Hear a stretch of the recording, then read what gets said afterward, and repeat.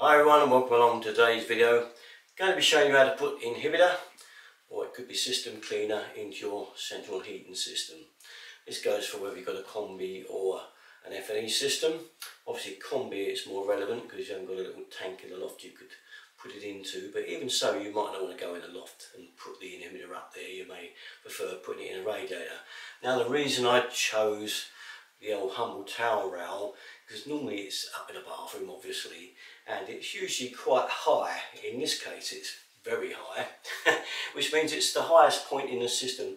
This happens a lot of times. If you've got a big towel rail in the bathroom quite tall, it will be higher than most of the rails, which is an ideal place to pour in the inhibitor.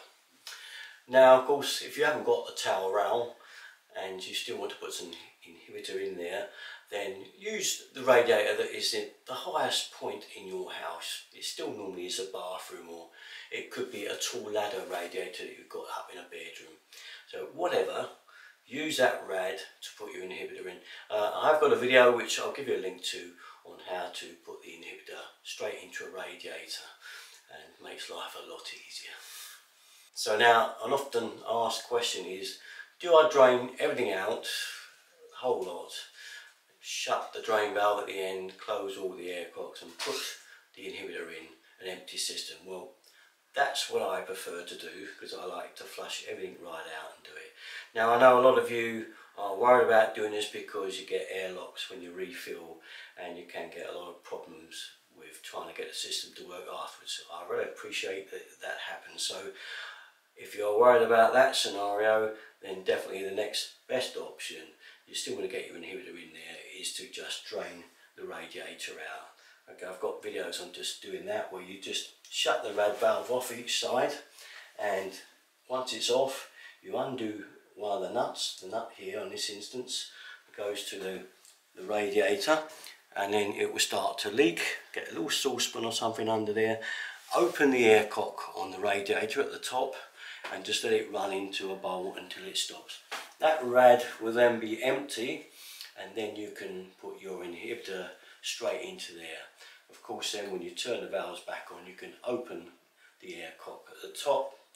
If there's any more room in it for water to go in, let it bleed as normal, and then turn the system on. And all the inhibitor that is in this rad will then circulate right around your system. So that is the easiest way to do it with no problems. Okay, just want to let you know that one. Here then is the top of my towel rail, and you can see I've got an auto air vent in here actually, because I quite like those. It does work well. I never have to vent the top of this, it always self vents. So it's a spanner on here. The drain cock is open downstairs, so I know I can just undo this, let the air in, and the rest of the water will go out.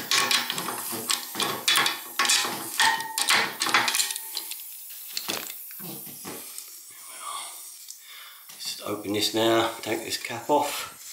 My auto air vent, I have two of them, and the air will rush in there like that. Here it go. And that rad's nice and empty now for me to tip the inhibitor in.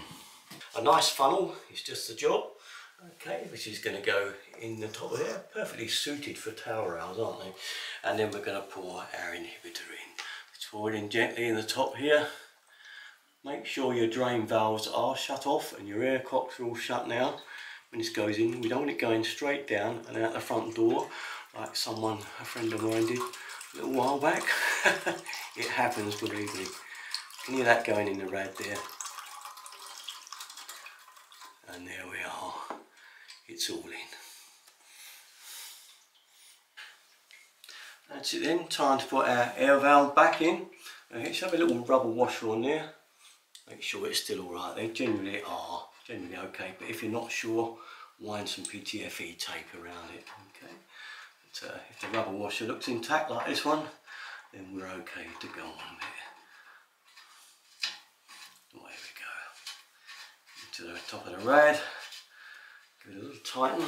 Hair grip, well, grips on this instance. I suppose spanner, which I really like. Tighten it right, and then we're done. There we are.